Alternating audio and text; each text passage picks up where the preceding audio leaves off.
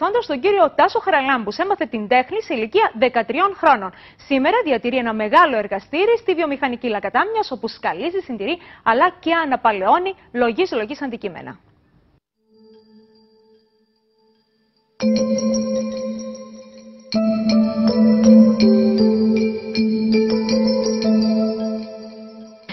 Ήταν μόλις 13 χρόνων όταν για πρώτη φορά είδε ένα θείο του να σκαλίζει έπιπλα.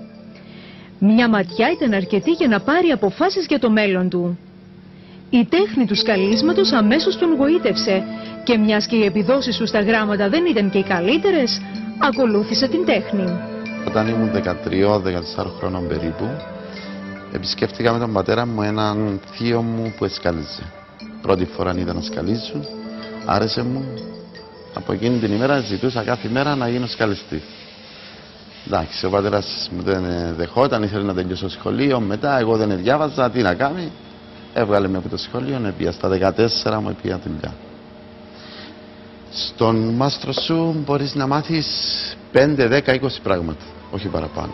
Θα μάθεις πώς να κρατάς το εργαλείο, πώς να ζωγραφίζεις, κάποιες τεχνικές του ξύλου, να το κόβεις, να το δουλέψεις. Μετά είναι αν το έχεις θα προχωρήσεις.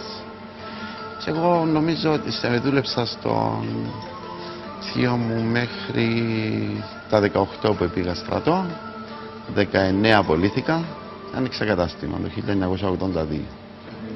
Δεν προχώρησα. Δεν ήξερα αυτά που ξέρω από τον μάστρο μου, ούτε τα είδα.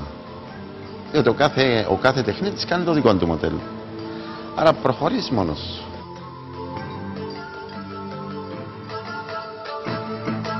Δειλά στην αρχή, με κόπο, μεράκι και σκληρή δουλειά, σήμερα ο Τάσος Χαραλάμπους έχει πλέον ένα μεγάλο εργαστήρι στη βιομηχανική Λακατάμιας.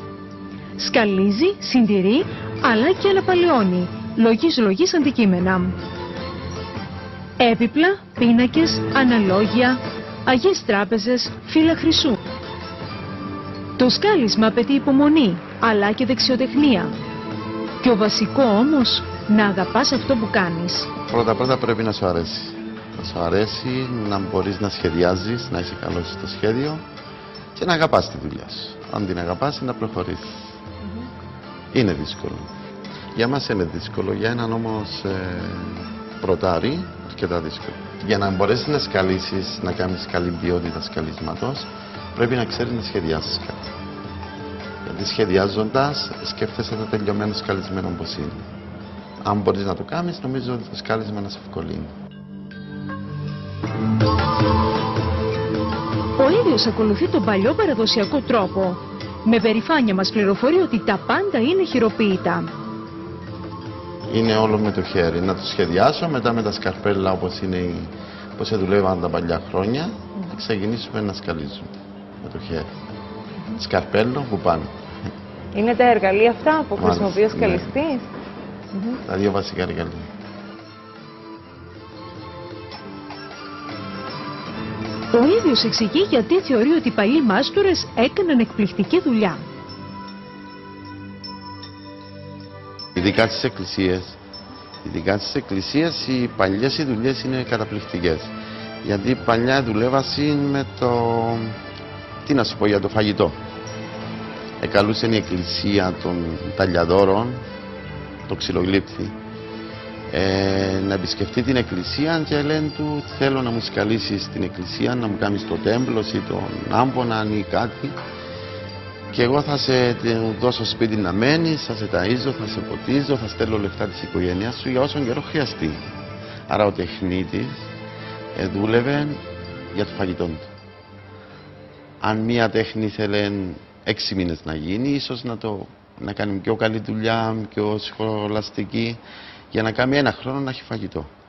Άρα η δουλειά έβγαινε πιο καλά. Ο καλλιτέχνης έβγαζε από μέσα του αυτό που ήθελε. Σήμερα όμως έρχεται ο πελάτης και λέει θέλω να μου κάνεις το εικονοστάσιο. Έτσι λέει στο μία τιμή 50.000, 60. Λέει μα ο συνάδελφος σου μου είπε 30. Εγώ τι θα κάνω, θα το αλλάξω μοντέλο, εκεί που υπολογίζα να μου πάρει 6 μήνες, ένα χρόνο, θα αλλάξω μοντέλο για να το κάνω στους 6 μήνες. Ή να το κάνω στους 3, ή να το κάνω στους 2, για να μπορέσω να πάρω τη δουλειά. Τι σημαίνει αυτό? δουλεύω για τα λεφτά. Δεν είναι καλό. Δεν δουλεύω για να βγάλω από μέσα με αυτό που θέλω. Για να βγάλεις αυτό που θέλεις πρέπει ο πελάτης να μην βλέπει το οικονομικό. Κάποια από τα έργα του έχουν δουλειά πέραν των 1000 ωρών. Σε αυτά έχει βάλει όλο του το είναι, έχει καταθέσει τη ψυχή του και τα κρατάει προς το παρόν για τον εαυτό του. Κομμάτια υπέροχα, καλοδουλεμένα, μπορεί κανείς να θαυμάσει στο εργαστήρι. Διάκοσμος κομψός, με μοτίβα παρμένα κυρίως από το ζωικό και φυτικό βασίλειο. Στα παλιά εικονοστάσια μπορεί να συναντήσουμε ποντίκια πάνω σκαλιστά, φίδια, πουλιά, δράκους, είναι οτιδήποτε έχει σχέση με τη φύση. Είτε από ζώο, είτε από φυτό. Τώρα που αρχίσαν και βάζουμε πάνω αγγί, πρέπει είναι από ζωικό και φυτικό διάκοσμο. Στο εργαστήρι λειτουργεί επίσης τμήμα συντήρησης και αναπαλαίωσης επίπλων αλλά και έργων τέχνης ιστορικής σημασίας. Από την επαφή με τον κόσμο έχει διαπιστώσει στροφή στο παλιό. Τα έπιπλα, οι σκεύη της γιαγιάς έχουν αποκτήσει αξία και έχουν γίνει περιζήτητα. Συντήρηση. Συντήρηση είναι τώρα. Αν είναι συντήρηση, βασικά σημαίνει να συντηρήσω, να το κρατήσω ως εκεί που είναι. Να μην προχωρήσει η ζημιά του παραπάνω από το σκόρο. Τώρα, τα έπιπλα βασικά γίνεται και αναπαλαίωση. Να συμπληρωθούν τα κομμάτια που λείπουν, που είναι σπασμένα, που εφθαρθήκαν. Να γίνει αισθητική αποκατάσταση. Να αφαιρεθούν όλα τα βερνίκια τα παλιά που εμπήκαν με την πάροδο του χρόνου πάνω. Να γίνουν φάρμακα για το σκόρο. Και μετά να ξαναγίνει από την αρχή όπως ήταν με τον παλιό τρόπο. Αν ήταν με κερί θα γίνει κερί, αν ήταν με γομαλάκες, γομαλάκα. Αν ήταν βερνίκια θα βάλουμε βερνίκια. Όπως ήταν στην εποχή μου κατασκευάστηκε. Και για πείτε μου περισσότερο, τι συντηρεί ο κόσμος, τι σας φέρνουν ως επιτοπλίστων? Ο κόσμος συνήθως είναι έπιπλα που συντηρεί. Τα έπιπλα της γιαγιάς. Δηλαδή, δώστε μας παραδείγματα. Ερμάρια, παούλα, καρέκλες, ερμαρόλες, κουποσάνιδα, βούρνες. Αυτά τα πράγματα είναι τα πράγματα που φέρνει ο κόσμος που θέλει να τα βάλει στο σπίτι του. Τώρα μερικοί έχουν συμπίνακες, έχουν εικόνες αρχές, έχουν κάποια κομμάτια που είναι με φύλλο χρυσού, είναι πύληνα, αρκετά πύληνα υπάρχουν για συντήρηση. Το κάθε ένα θέλει όμως τη δική του δουλειά. Υπάρχουν μάλιστα περιπτώσεις που παλιά έπιπλα συντηρούνται, αναπαλαιώνονται και μετατρέπονται σε λειτουργικά αντικείμενα για το σύγχρονο σπίτι. Ας πούμε έναν κουποσάνιδο που ζυμώνουν μέσα τα ψωμιά. Τι να το κάνεις, να το συντηρήσεις, να το ακουμπήσεις κάπου στο σπίτι? Δεν γίνεται.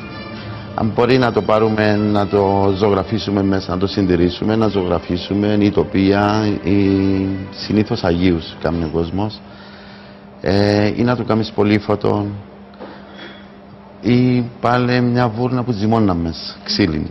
Τι να την κάνω, να τη συντηρήσω, να την κάνεις τι, να ζυμώσεις αποκλείεται. Κάτι πρέπει να σκεφτείς. Τώρα εγώ συνήθως μετατρέπονται σε τραπεζάκια. Τραπεζάκια, ή μπορεί να την κάνεις, κάποιος κόσμος θέλει να βάλει μέσα, να γίνει τραπεζάκι και μέσα να βάλει κάποια αρχαία άλλα αντικείμενα. Τα οποία είναι πολύ όμορφο πράγμα να το κάνεις.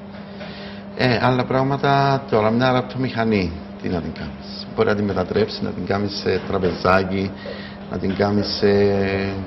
Εγώ μέσα έκανα μια νηπτήρα. Μπορεί να γίνει αρκετά πράγματα. Υπάρχουν αρκετούς, μια ρόδα της άμαξας. Πάλι μετατρέπεται σε τραπεζάκι, σε πολύφωτο, σε αρκετά πράγματα. Τι να κάνεις μια ρόδα, να την ακουμπήσεις κάπου. Εκτός αν είναι μουσείο. Το μουσείο θέλει τα όπως είναι, να τα συντηρήσουμε, να τα ακουμπήσει κάπου, να τα βλέπει ο κόσμος. Το σπίτι όμως θέλει κάτι να μπορεί να το δουλεύει, να το βλέπει, να το χαίρεται.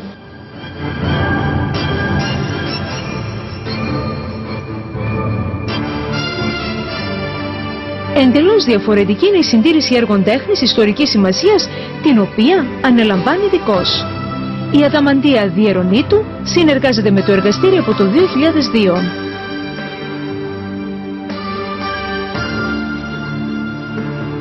Ο δικός μου τομέας αφορά τον τομέα της συντήρησης έργων τέχνης. επιτοπλίστων έργων ιστορικής σημασίας, που περιλαμβάνει μέσα εκκλησιαστικά αντικείμενα, ξύλο, ξυλόγλυπτο, βυζαντινές εικόνες, αρχαιολογικά αντικείμενα ανασκαφής, κεραμικό, έργα πάνω σε καμβά, ελαιογραφία και κάποιες φορές, όχι τόσο συχνά, έργα σε ύφασμα. Στόχος δεν είναι να το κάνω καινούριο, στόχος είναι να σταματήσω τη φθορά του αντικειμένου από την ώρα που το πήρα στα χέρια μου και μετά. Αυτός είναι ο στόχος. Δεν είναι ο στόχος να το κάνω καινούριο, λαμπερό και φωτεινό, για να πει κάποιος τι μεγάλη διαφορά. Αυτό είναι πολύ βασικό, διότι η έννοια της συντήρησης είναι κάπως παρεξηγημένη από κάποιους. Όσον αφορά τα άλλα αντικείμενα που κάνει ο Παύλος, είναι τελείως διαφορετική η εργασία που γίνεται επάνω σε αντίκεση σε κάποια αντικείμενα λαϊκής τέχνης. Είναι και διαφορετικά τα υλικά. Φυσικά διαφορετικά τα υλικά. Δεν μπορείς, για παράδειγμα, ένα αρχαίο αντικείμενο, μια βυζαντινή εικόνα, να χρησιμοποιήσεις γυαλόχαρτο ή κάποιο άλλου είδους αντικείμενο να το ξύσεις. Πάνω σε κάποιο αντικείμενο από ξύλο λαϊκής τέχνης μπορείς να το καθαρίσεις, μπορείς να το χρησιμοποιήσεις. Γι' αυτό είναι και τελείως διαφορετική η έννοια αναπαλαίωση, συντήρηση αντικών, συντήρηση έργων ιστορικής σημασίας.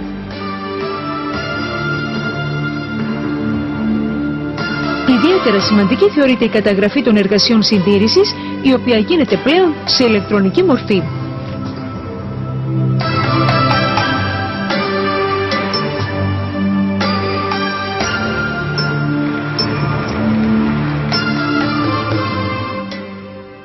Ένα πρωτότυπο μουσείο θα σας παρουσιάσουμε στη συνέχεια της εκπομπής, το εικονικό